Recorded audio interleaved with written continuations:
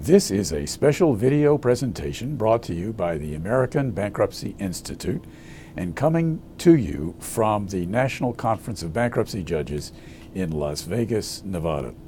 For the next few minutes, we're going to talk with Jack Williams, professor of law at the Georgia State University College of Law.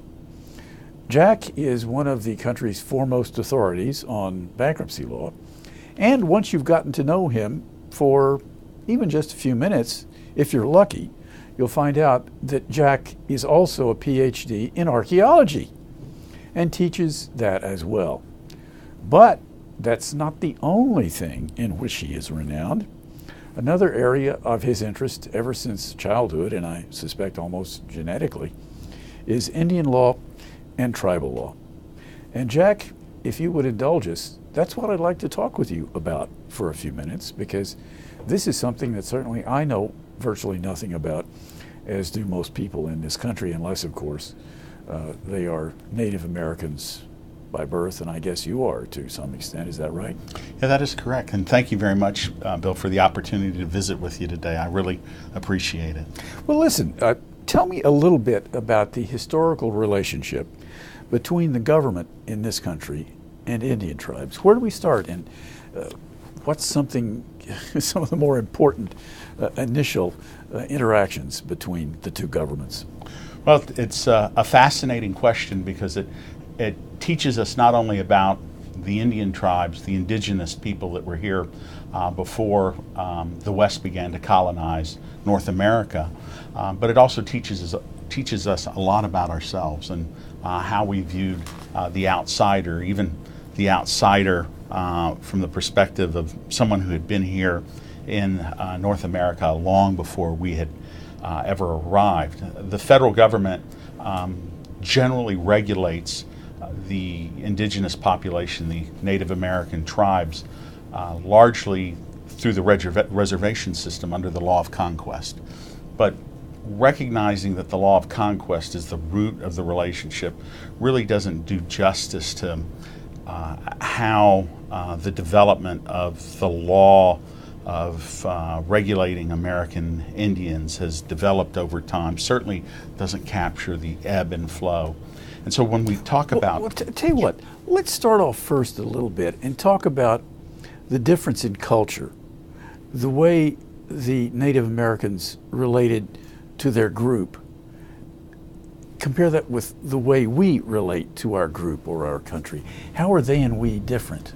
Sure. One of the major tension points is that the United States, even in its infancy and certainly over time, has viewed the importance of the autonomy of the individual and has elevated the rights of the individual, even to the extent it may harm, if you will, society. So the autonomy of the individual and individual rights are oftentimes of paramount importance.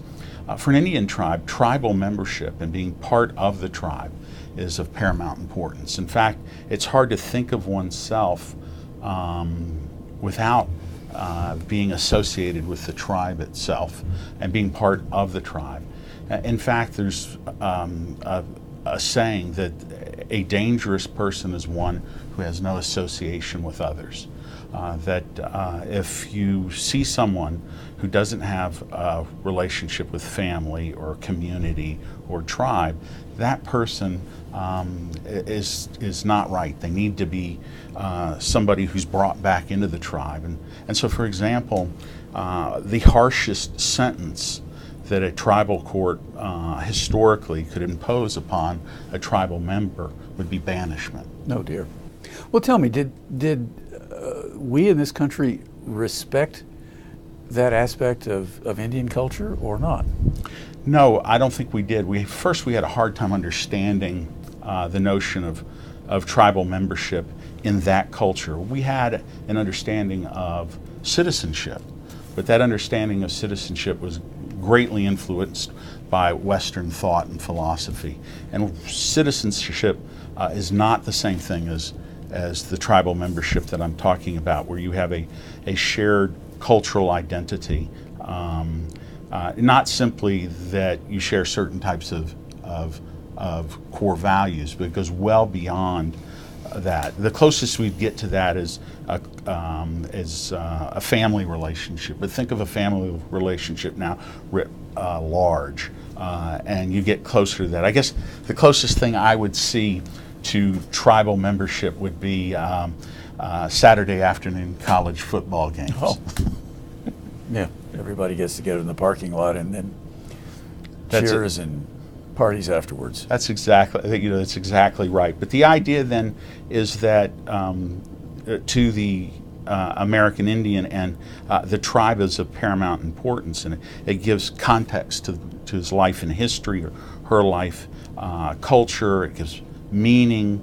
It gives context, and of course, the federal government has historically regulated that, and in many instances, and much of the relationship between the federal government and the tribes, the federal government has sought to eradicate the tribes and tribal membership. Oh dear. Well, listen, going back 150 years, for instance, our probably most greatly revered president, other than George Washington, is Abraham Lincoln. How do the Indians feel about Abraham Lincoln? So from a tribal perspective, Abraham Lincoln is a mixed bag. And what I mean by that is that he's a live and vulnerable human being. He's certainly not a saint in plaster. So he had a particular perspective on the Indians. Now he was fighting a war and fighting that peculiar institution, slavery, seeking to eradicate it. But at the same time, he was seeking to remove Indians from historical, tribal, ancestral lands, and was developing the reservation system as we would know it. He issued certain executive orders that were precursors to and began the process of the slaughter of buffaloes, of the buffalo in the West. And they're the lifeblood of their civilization. Absolutely. It was, I think that's an excellent way to put it. It's the lifeblood of their civilization. It was part of their nomadic being, and it was how the tribe stayed together.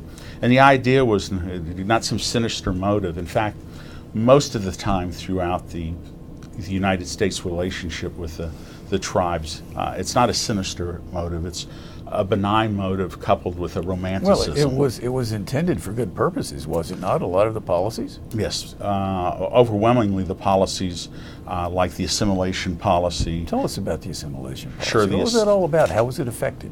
Yeah, it was a policy that was developed in a partnership with the federal government and a number of religious missionary groups that believed that the tribes were an anachronism, and that for Indians to become a success in the United States, they needed to look more like their white counterparts. So their education needed to be rooted in the books of Western civilization, and the arts and sciences and letters, and not in the historical education of nature and the woods and hunting and fishing and spiritual endeavors in the ancient sense, that they should dress more like members of the West and not in their ancestral clothing, that their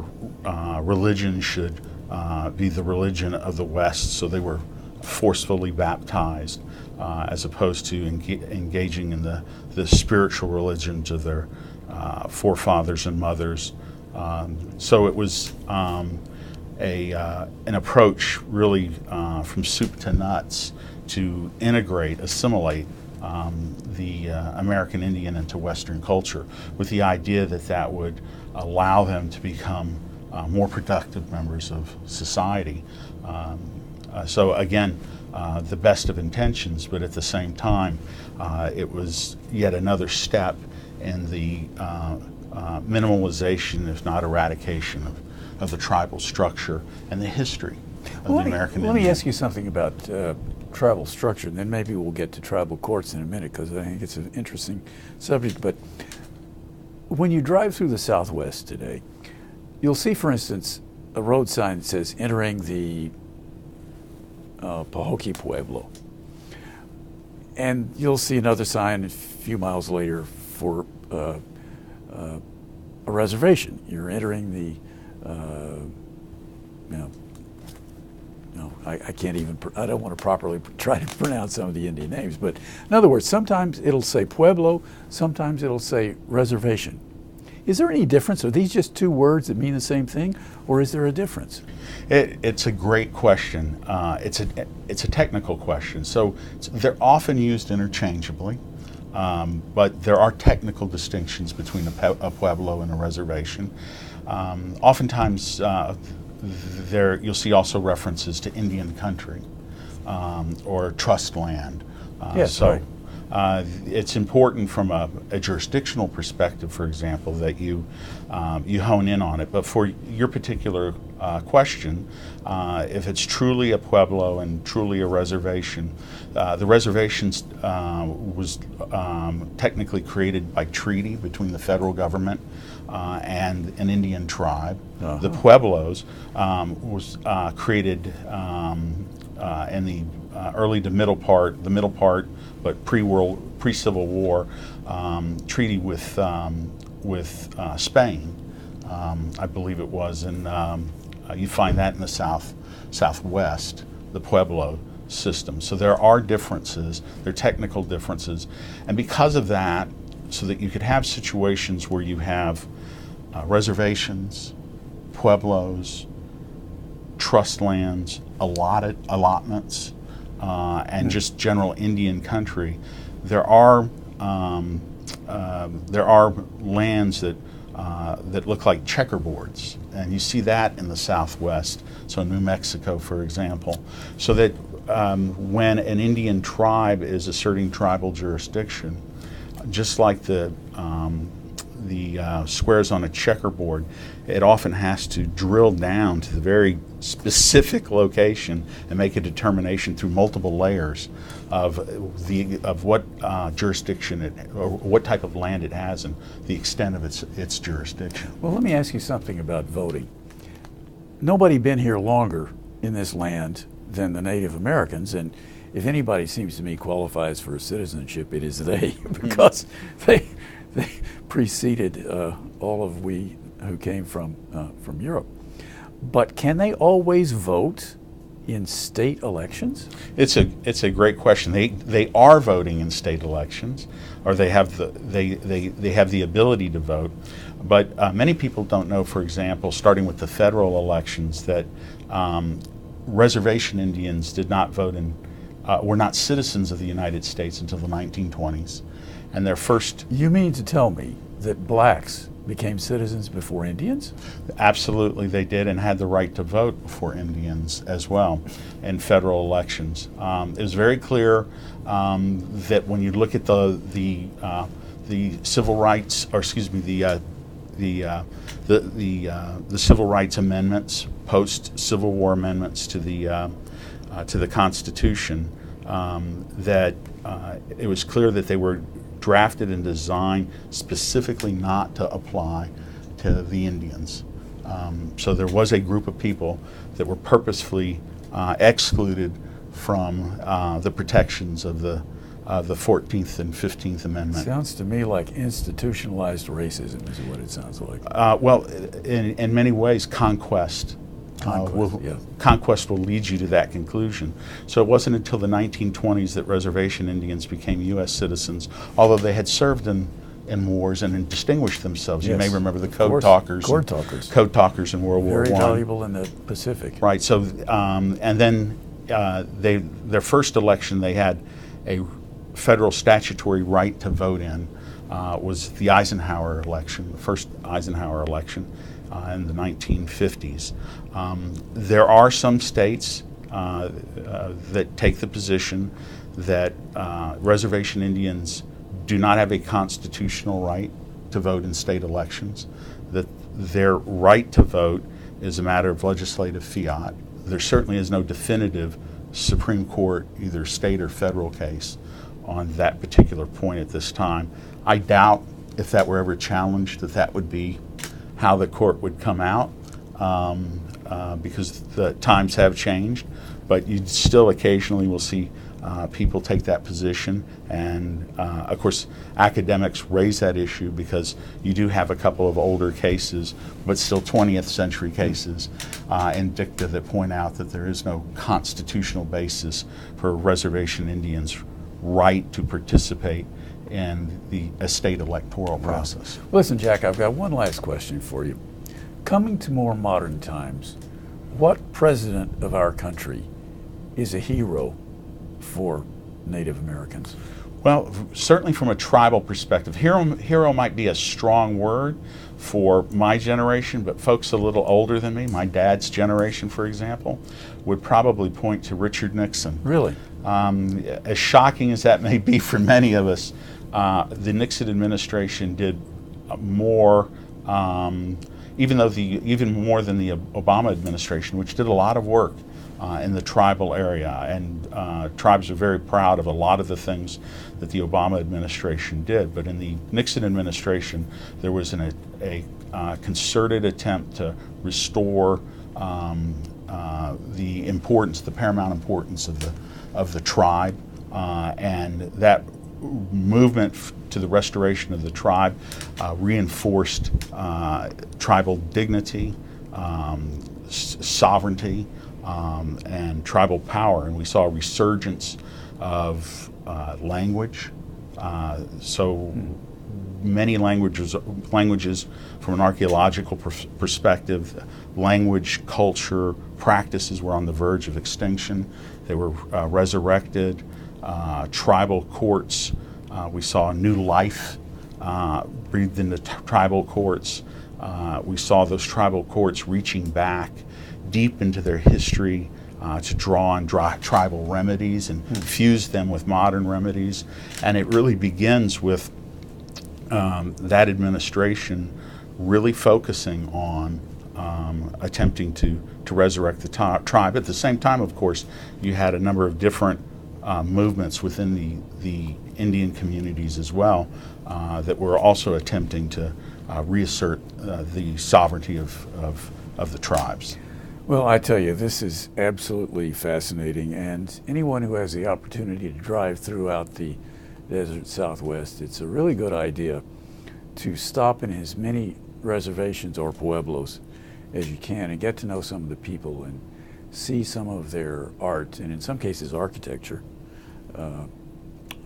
Their skills are really quite astonishing. Oh, absolutely. They have a lot to teach. Yes. And we have a lot to learn. And we, of course, have a lot to teach them as well. So it's a great opportunity to share. Yes. And Jack Williams, you are certainly one Renaissance man.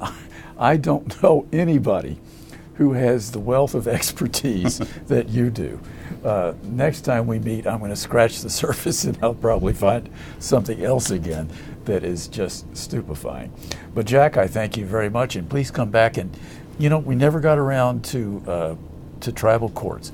We have to do that the next time. I would love to. It's a wonderful, wonderful topic of discussion. Thank you, Jack. Thank you.